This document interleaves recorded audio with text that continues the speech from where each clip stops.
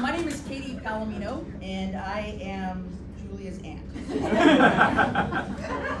Julia's dad is my older brother, and Julia and Daniel are so thankful to be surrounded by the people they love the most, and are flattered that each of you are here not only to be part of their wedding, but because you love and support them both individually and as a couple.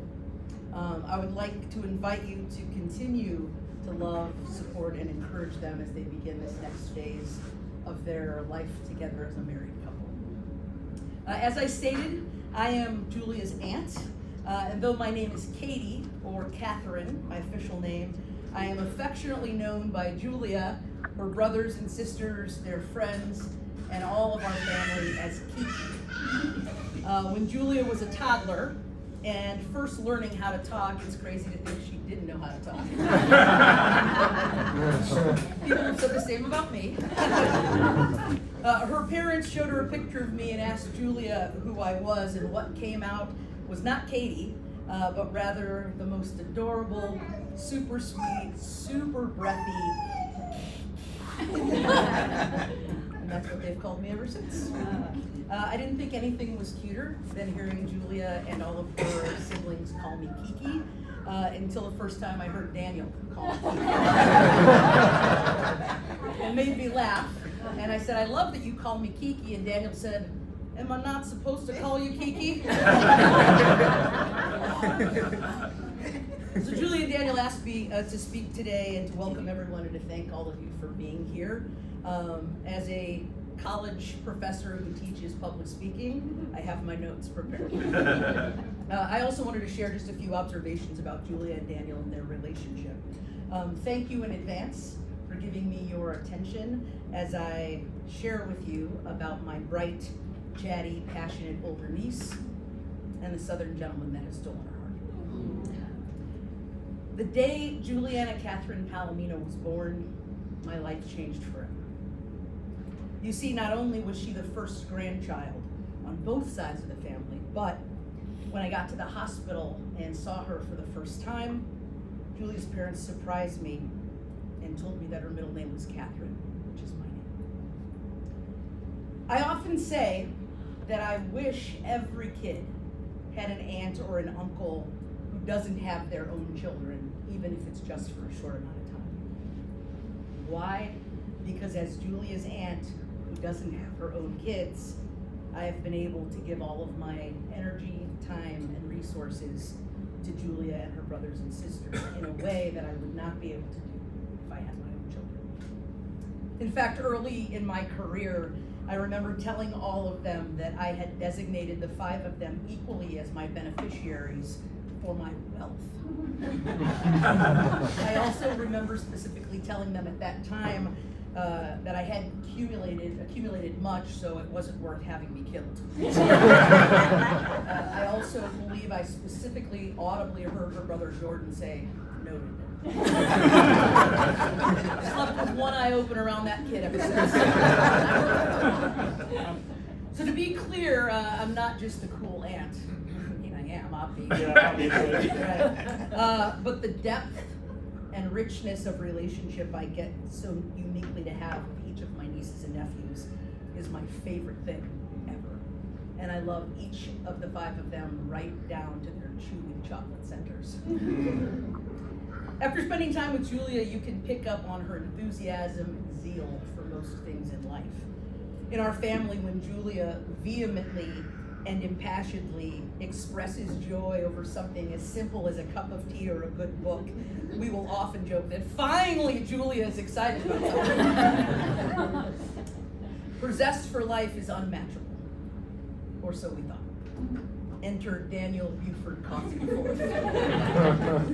or as I secretly have been referring to him as the DB Coffee IV. New and improved. As many of you know, Julia and Daniel met through church, and though single people meeting at church and falling in love is far from an original story, it was literally the last thing Julia expected.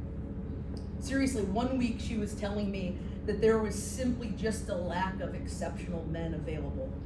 And the the next thing I knew, she was laying on the ground looking up at Christmas trees with this charming man from South Carolina. Turns out, Daniel had noticed Julia well before he ever spoke to her. Creepy? Or romantic? It's a fine line. One of the first things Julia told me about Daniel was how much she loved his sense of adventure. She said, Daniel is literally up for anything. She said, I'll say to him, Kiki, I'll say to him, do you want to go on a hike or do you want to go to a movie? And he'll say, both. In addition to their love for adventure, I wanted to share a few fun facts about Julia and Daniel that you may or may not know. One, Julia and Daniel have the same birthday. Different years, but same birthday. Two, Daniel has collectively referred to Julia and her siblings as the Palominions. Three, one of their very first dates was to a Lady Gaga concert. Four, Julia loves spicy food. Daniel does not. Five, Julia is always cold. Daniel has never been cold. Six, Daniel is an only child, and Julia is the oldest among a long list of brothers and sisters. Seven, Daniel takes improv classes, and Julia is a marathon runner. Eight, as part of a military family, Julia has moved more times in her childhood than most people do in a lifetime, and Daniel lived in the same town most of his life until he went to college. Number 9, Julia loves books about poverty and the harsh realities of healthcare. Daniel loves books about wizards and fanciful things. And number 10, when Daniel proposed to Julia, he enlisted the help of Julia's brother Ben to take pictures and her sister Elena to set the scene for him to show up, which included, true story, her shooing away a class field trip and literally telling a woman who wanted to sit on the proposal bench and watch that she had to leave. Before she introduced Daniel to her parents, Julia told me, I really have to be sure about how I feel about Daniel because when I introduce him to mom and dad, they will love him. It was true. I mean, Julia's dad is an attorney, and Julia's mom does tax preparation. Daniel is an attorney who hunts down those who didn't pay their taxes. He seems to literally be the cream between the Jeff and Susan Oreo cookies. We often joke in our family that you make one mistake and you never hear the end of it. Well, Daniel's first mistake with our family just happened to be on Christmas this year. We have a tradition in our family. For everyone to see what everybody got, we hand out one gift at a time, and everybody opens it and celebrates, and it literally takes, all day. Well, no one told Daniel this. So while Julia's dad was handing out all the gifts, suddenly we hear Daniel say, "Oh man, I want to read this book."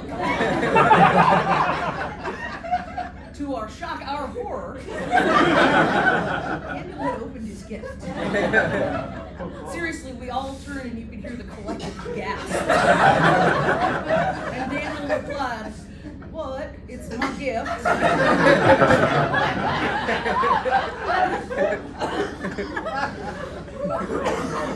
And that's the true story of Daniel's first Christmas with the family.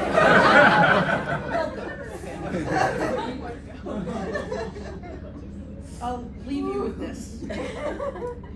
My dad, Julia's grandpa, her papa, lives his life with the belief that every time you leave the house, it's an adventure, whether you're going to Paris or the post office. Julia has that same sense of adventure.